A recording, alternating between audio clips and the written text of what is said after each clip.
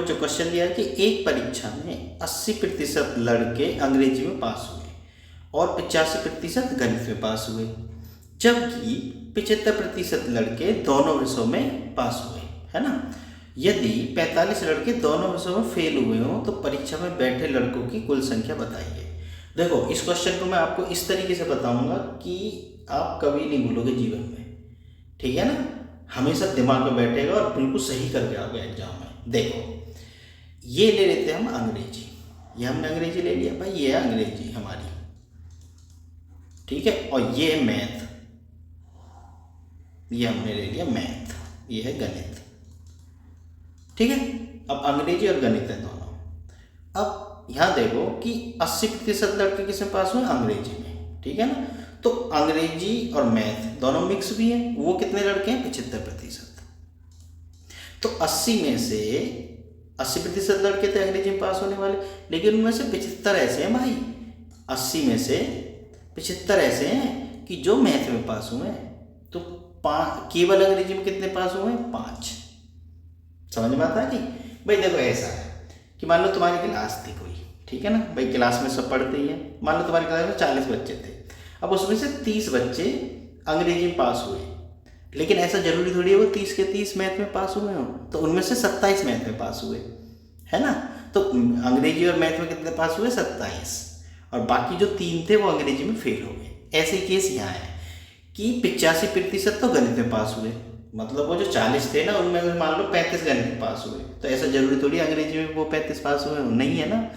तो अंग्रेजी में मान लो कम पास हुए, तो अंग्रेजी और मैथ में कुल मिला के 75 पास हुए हैं, ठीक है ना। अब 85 गणित में पास हुए हैं तो 75 इधर चले गए। तो 10 ऐसे हैं कि जो केवल गणित में पास हुए थे, अंग्रेजी में नहीं हुए।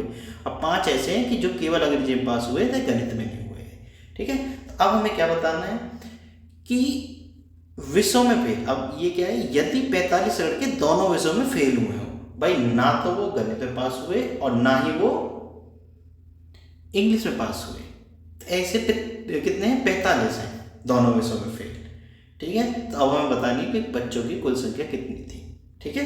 तो अब देखो, सबसे पहले हम निकालते हैं पास कितने हुए हैं। तो पास बराबर कितने हुए हैं,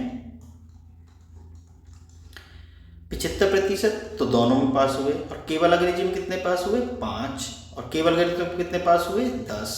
तो बराबर कुल मिला के कितना हो गया, 90। यानी 90% बच्चे ऐसे हैं जो एक विषय में या 2 विषयों में, या फिर मतलब हाँ 3 विषय तो नहीं दिए, 2 ही दिए हैं, तो चाहे एक विषय में चाहे 2 विषय में कुल मिलाकर 90 पास हुए हैं, ठीक है। लेकिन फेल कितने हो गए, फिर वो 10% फेल हो गए ना। तो 10% बच्चे कितने हैं वो फेल होने वाले, वो 45 बच्चे हैं। मतलब 45 बच्चे ऐसे हैं कि जो फेल हुए हैं, जो कि बराबर किसके हैं, 10% के, ठीक है ना। तो 1% बराबर कितना हो गया, 45/10, और कुल मिला के कितने होती है कोई भी चीज़, 100%। तो 100% बराबर कितना हो गया, 45/10 गुना 100, ठीक है।